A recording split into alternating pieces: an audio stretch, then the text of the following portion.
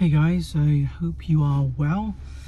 I really want to be talking about banishing IBS and bloating forever.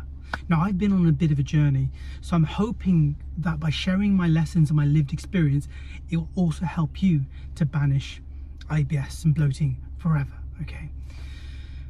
So you've got to look at it from different angles of how this bloating and IBS has happened. I don't know about you, but for me, what happened was it got to a point where my stomach felt very pregnant-like, and no matter how much I was, eating or careful in eating, the bloating was still there. But this doesn't just happen by magic. It really doesn't. You have done something consciously or unconsciously for you to get to your state. But you have to be able to connect the dots. So I want to talk about the different factors and what you can do to heal your gut. So if it's spiritually, you might be having some real deep-seated emotional issues that's going on within you. And so you might need to speak to some sort of holistic practitioner and help you to heal that. And once you have healed that, you will find that your bloating on one level might be a lot more, your stomach might be a lot more, there'll be less bloating. So I can't get the words, I've just finished work. So that's one thing spiritually. Mentally, you might be going through stress at work. You might be carrying a ton of responsibility, either as a parent or in a high position in your company, and that stress has been accumulation day by day, month by month, year by year. And all of a sudden you've got this overinflated, fermentable gut. And so you have to find the remedies to that. It could be that on a physical level that you have been unintentionally or intentionally abusing your body by eating foods that you're not supposed to be eating, but you have. So for me, it was chocolate. I was so obsessed with chocolate and I had to have it every day. And I feel that was on one level part of the reason why the bloating happened for me. So I've talked about the different ways in which IBS or bloating has happened for you, and I want to give you some quick fire ways. And of course there's probably a ton of other stuff that I haven't mentioned, but let's deal with the physical side of it. Now, the physical side of it is very important that you get a blood test done. Now, 3 years ago, if I remember, there was a company in the UK called Smart Blood Test. So you can Google that and you can basically get one of these finger pricking things that takes your blood, they send it away, and it tells you exactly what you need to know in terms of what's causing the bloating. So for me, which I never knew before, when I took the blood test, I was I had this intolerance towards vanilla, crazy, cabbage, another thing which I never knew about.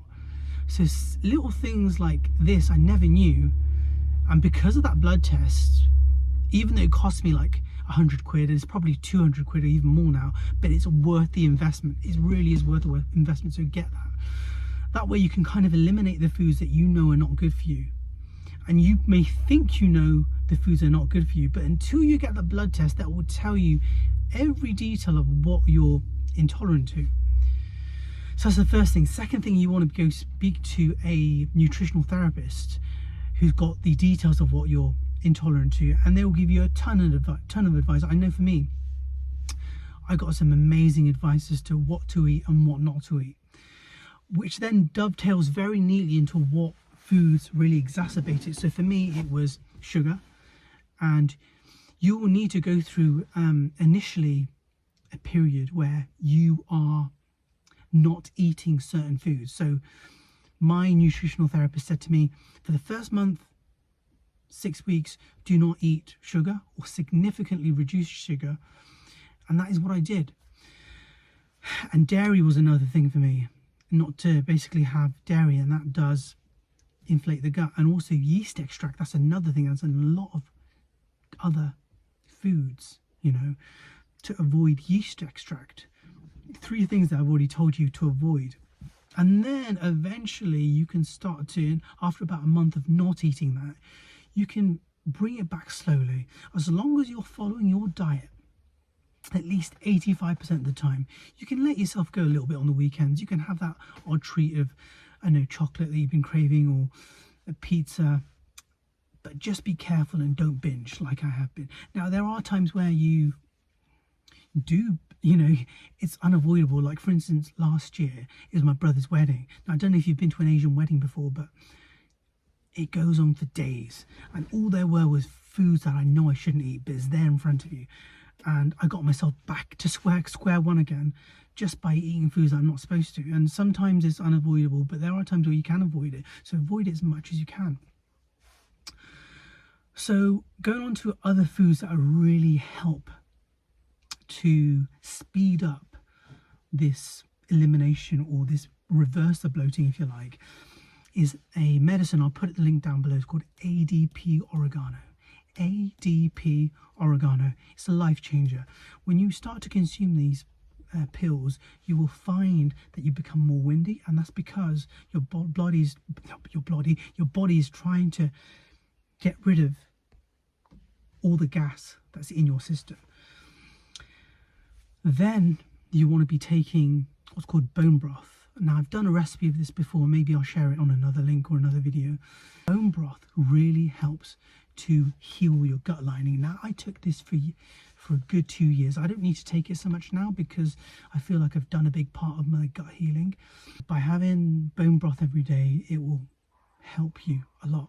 And you'll see the difference when you go to have a bowel movement. You'll see the difference in your belly. You want to start including more fermentable foods like yogurt. If you're dairy intolerant like me, then maybe a vegan yogurt, or having miso, M-I-S-O, sauerkraut, or kefir as well. So including those fermentable foods will really help. Another thing that really helped me is having turmeric roots, organic turmeric roots, if you can help that. And what I normally do is I put this in a smoothie. So in my smoothie, I put turmeric roots, ginger, black pepper, black sesame seeds, lemon juice. Put that into a smoothie blender and just drink that down. The only other thing that I can think of right now is to also go for walks. Go for walks daily. It helps to relax your nervous system. It also activates a parasympathetic nervous system, which is known for rest and digest. So the more relaxed you are, the more likely you are to be able to release gas from your gut. And you'll find that eventually you're reversing your IBS and bloating. Oh, and kiwi fruit is another powerful fruit to have after each meal. But the other bonus tip that I want to leave you with is doing what's called yoga nidra, or otherwise known as non-sleep deep rest. Now, go YouTube it. And basically it's just a sleeping meditation, a mindfulness meditation, and it helps to relax your body, get you into what's called, as I mentioned, activates your parasympathetic nervous system, rest and digest. And again, you'll find yourself alleviating the bloating by wind.